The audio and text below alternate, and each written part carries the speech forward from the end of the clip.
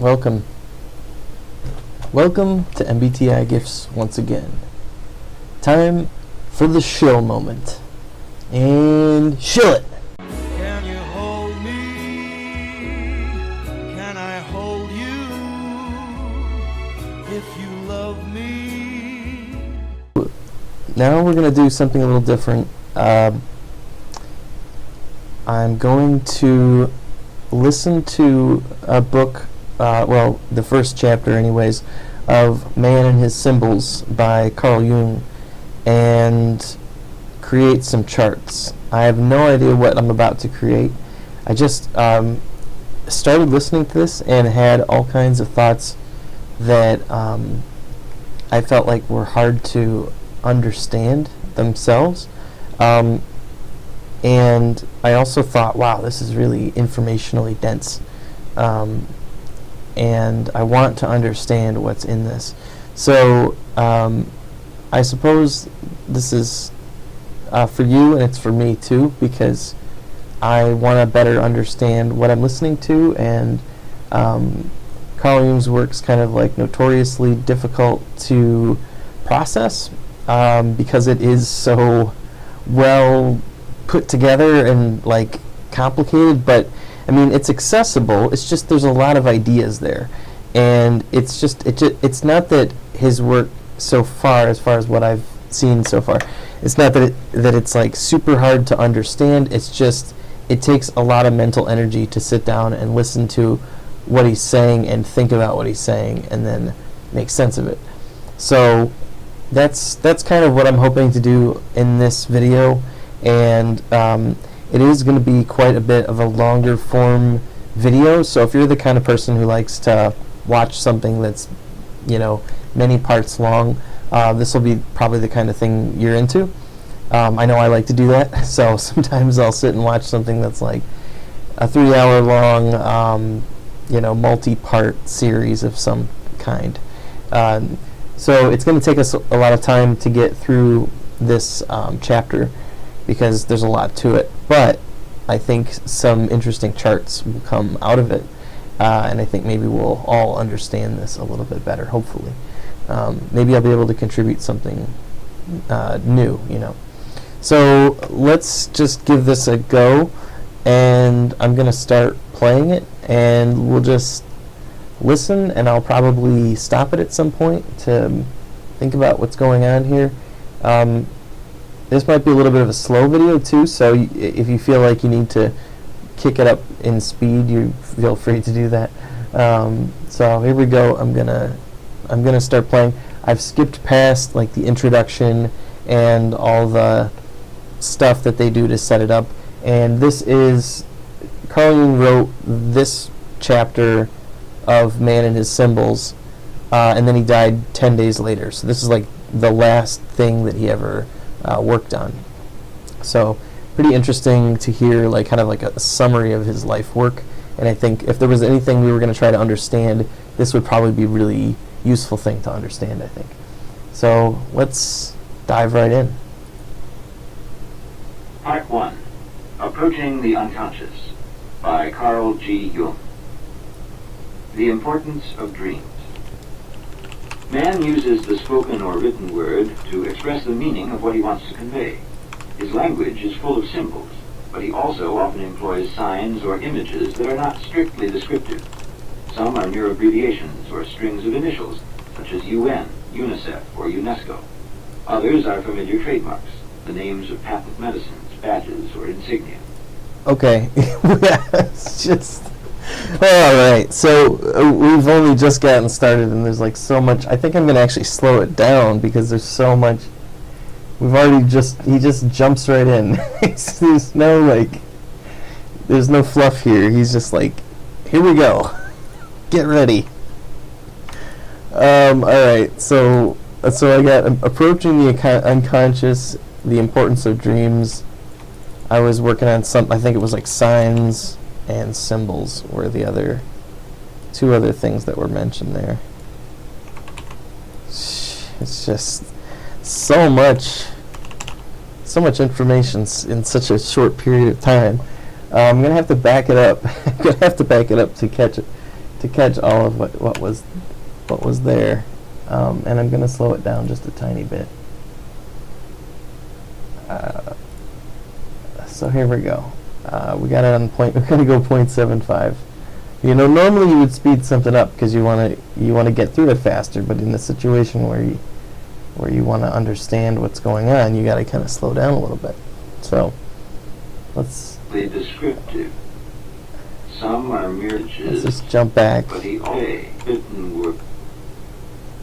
Man uses the spoken or written word to express the meaning of what he wants to convey. Word. Man uses the spoken or written word to express the meaning of what he wants to convey.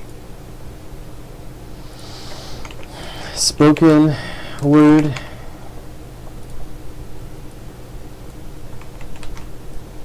Written word.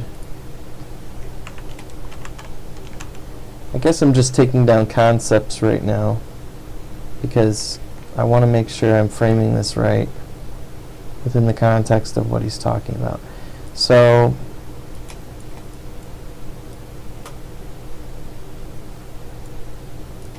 this is the title. We're going to move this up to the top just to get it out of the way.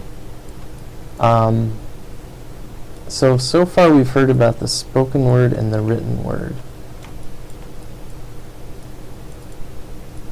Let's back it up again. Man uses the spoken or written word to express the meaning of what he wants to convey. So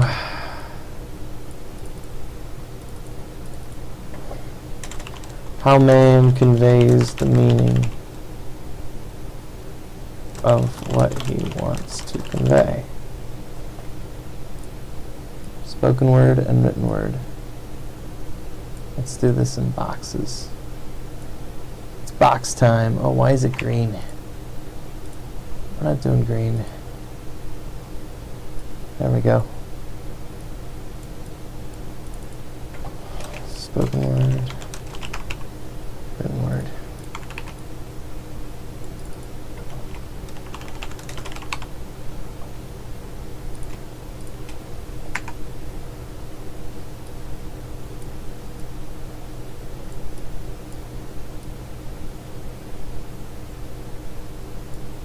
Okay. Makes sense. His language is full of symbols, but he also often employs signs or images that are not strictly descriptive. Okay. So, spoken word and written word are made up of signs and symbols. How best to show these relationships?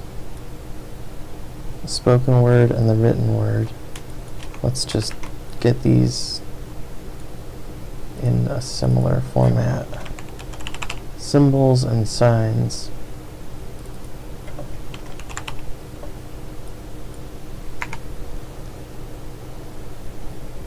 The spoken word and the written word, he mentioned language.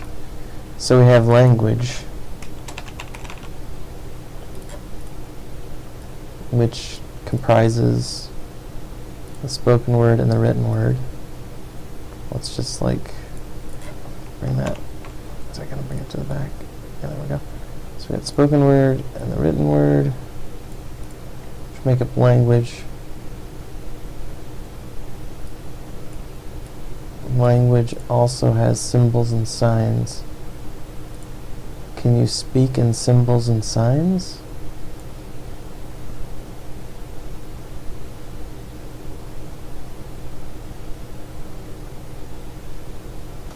Are symbols and signs only written? Can you speak in symbols and signs? Is speech just a pattern of symbols? Maybe? Okay, for now I'm going to think that for now I'm thinking written word, symbols and signs are the written word. Let's just do that. And I'm going to think about whether or not it also fits with the spoken word.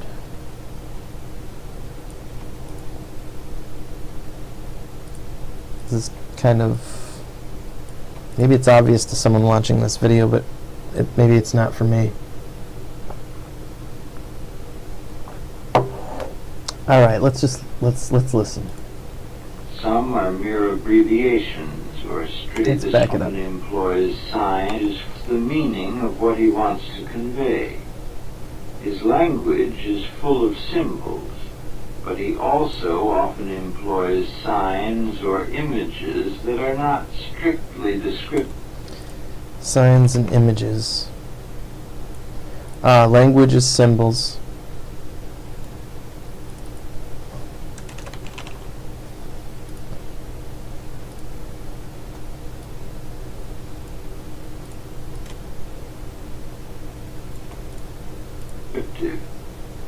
Some are mere abbreviations or strings of initials, such as UN, UNICEF, or UNESCO. Others are familiar trademarks, the names of patent medicines, badges, or insignia. Okay. I think I need to do something else here to better codify what I'm looking at here. So I have like language, how man conveys the meaning of what he wants to convey. He does this through language. This whole box represents language. And he uses symbols in his language. There are, I suppose the spoken word is a symbol. I'm not 100% sure on that. But, okay, so we have, okay, I have to do it this way.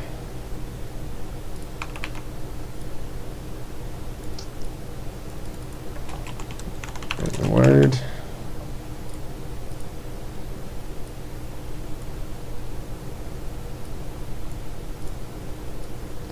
Made up of signs and images.